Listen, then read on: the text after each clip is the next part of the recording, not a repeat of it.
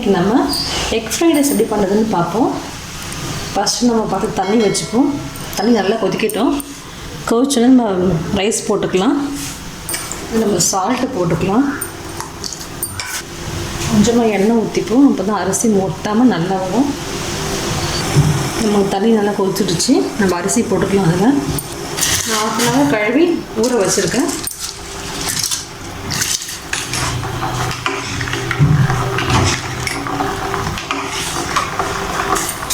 அரிசி வேகட்டும். அதுக்குள்ளே நம்ம காய்கறியெல்லாம் ரெடி ஃப்ரை பண்ணிக்கலாம். கொஞ்சமாக எண்ணெய் ஆட் பண்ணிக்கலாம். வெங்காயம் கட் பண்ணி வச்சுக்கோ. ஒரு வெங்காயம் போட்டுக்கலாம்.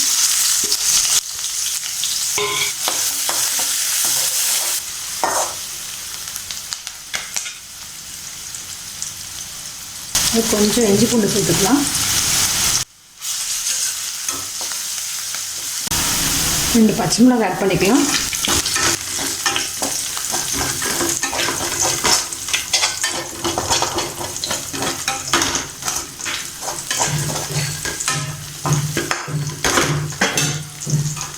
நறுக்கி வச்சுருக்கேன் கேரட்டு, பீன்ஸு, கொஞ்சம் குடமிளகா, கொஞ்சம் கோஸ்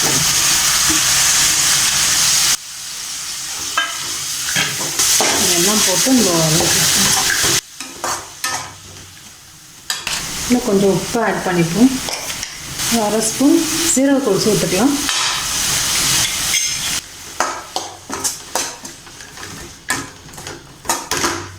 எல்லாம் கொஞ்சம் வேகட்டும்.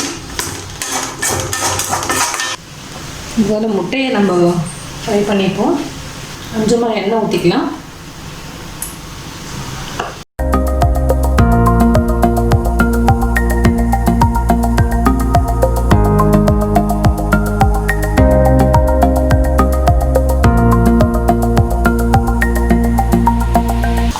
மஞ்சள் தூள் ஆட் பண்ணிப்போம்.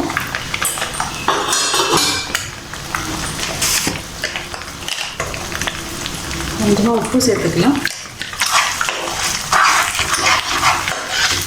நல்லா பொரிச்சு எடுத்துக்கலாம்.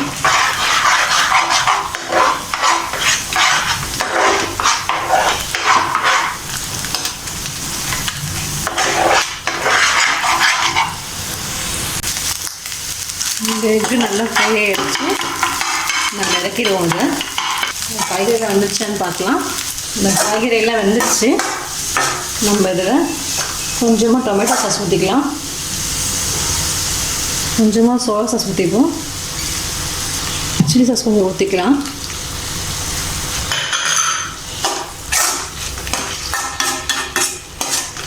பக்கத்தில் மிக்ஸ் பண்ணிக்கலாம்.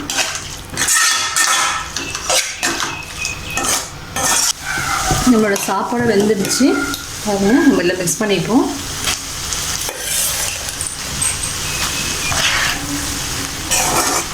மிக்ஸை கலரிடுவோம். இதோட ஒரு பொரிச்சு வச்சுருக்க முட்டையை ஆட் பண்ணிக்கலாம். அதில்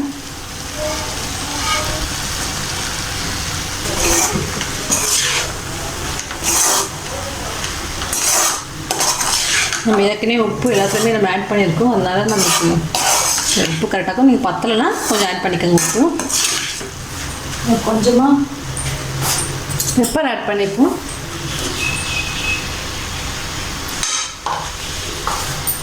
கொஞ்சம் கொத்தமல்லி ஆட் பண்ணிக்கலாம். லேசாக கலந்து விடுவோம்.